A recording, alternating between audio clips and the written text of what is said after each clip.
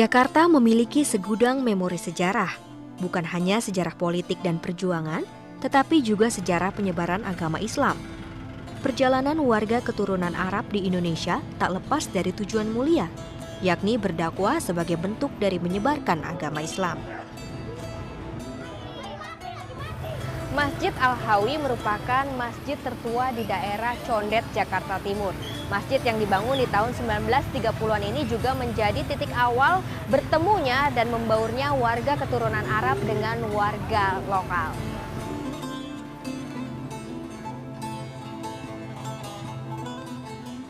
Masjid Al-Hawi sudah berdiri sejak tahun 1930-an. Konon, masjid ini dibangun secara bergotong royong antara warga Condet dengan warga keturunan Arab. Meski pendatang, hubungan baik terjalin dengan warga lokal. Condet kian ramai dengan warga keturunan Arab sejak tahun 2000-an. Awal tahun-tahun pertama di Condet belum begitu banyak komunitas Arab ya. Awal masuk Arab, terutama Habaib di Condet ini awalnya Al-Hawi ini, Habib Muhammad. Yang tadi Mbak ke situ, Habib Muhammad itu awalnya dia bangun masjid. Masih membangun masjid di Condet ini, terus setelah itu dinyebar, banyak ngajar-ngajar di kampung-kampung Condet ini. Tahun 70-an mulai berkembang. Sejak dibangun, Masjid Al-Hawi terus mengalami perluasan. Jika sebelumnya hanya terdiri dari satu bangunan kecil, kini Masjid Al-Hawi sudah memiliki setidaknya 3 bangunan. Tak hanya menjadi tempat berkumpul dan berdoa, Masjid Al-Hawi juga berkiprah dalam menolong anak-anak yatim piatu, sehingga peranan Masjid Al-Hawi begitu dirasakan oleh warga sekitar. Hingga hari ini Masjid Al-Hawi tetap ramai, terutama setiap hari Jumat. Warga Condet dan warga keturunan Arab bersama-sama dengan khidmat menjalani sholat Jumat. Usai ibadah sholat Jumat di Masjid Al-Hawi, Habib Husin Al-Haddad mengajak kami bertandang ke rumahnya di Gang Ciliwung 2, Condet. Rumah Habib Husin begitu kental dengan budaya Arab. Di bagian depan rumahnya terdapat balai yang biasa digunakan untuk menerima tamu atau sekedar bersantai bersama keluarga. Habib Husin merupakan keturunan keempat yang tinggal di Indonesia. Nenek moyang Habib Husin berasal dari Yaman, Timur Tengah. Kalau kita lihat sejarahnya semua dakwah. Masuk Indonesia dakwah sambil dia usaha niaga sambil niaga.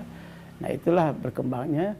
Setelah dia dakwah, dimanapun dia dakwah, di sana dia memperistri orang lokal. Nah, keturunan-keturunan kita semuanya ini bukan asli dari Arab, campuran. Kita punya nenek-nenek kita semua orang Indonesia. Nah, disitulah jadi kita di sini ini dengan Indonesia, dengan masyarakat Indonesia sangat akrab sekali, dekat sekali gitu.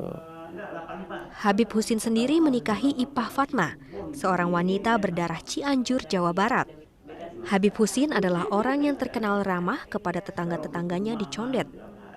Dia tuh orangnya pokoknya ya gimana lah, kita juga udah enak sama mereka juga kan gitu. Orang nggak punya ini aja ditawarin kok cabe apa kalau dari kampung terong dibagi-bagi lah semuanya warga. Datangnya keturunan Arab ke wilayah Condet juga membawa tradisi kuliner khas Arab berpadu makanan khas Indonesia. Di daerah Condet kini terdapat beberapa restoran khas Timur Tengah. Salah satu yang paling legendaris adalah restoran Abu Salim. Restoran khas Timur Tengah ini juga menawarkan menu sate Tegal. Rupanya Abu Salim sang pemilik adalah warga keturunan Arab yang memiliki ibu asal Tegal, Jawa Tengah. Memadukan kedua budaya, restoran Abu Salim begitu digemari oleh warga keturunan maupun warga lokal. Ini resep keluarga lah, sudah terbiasa kebiasaan kita ini. Kebiasaan saya di rumah saya, di keluarga saya, atau lingkungan orang-orang Arab. Seperti diantaranya kita sering lihat di acara-acara maulid atau acara pernikahan, biasanya itu ada itu. Masakan-masakan nasi kebuli atau nasi kapsa. Itu. Salah satu yang paling populer adalah sajian berbahan dasar kambing, seperti nasi kebuli dan nasi kapsah. Selain itu, penganan ringan seperti sambosa dan roti Maryam juga menjadi menu favorit yang biasa dipesan pelanggan.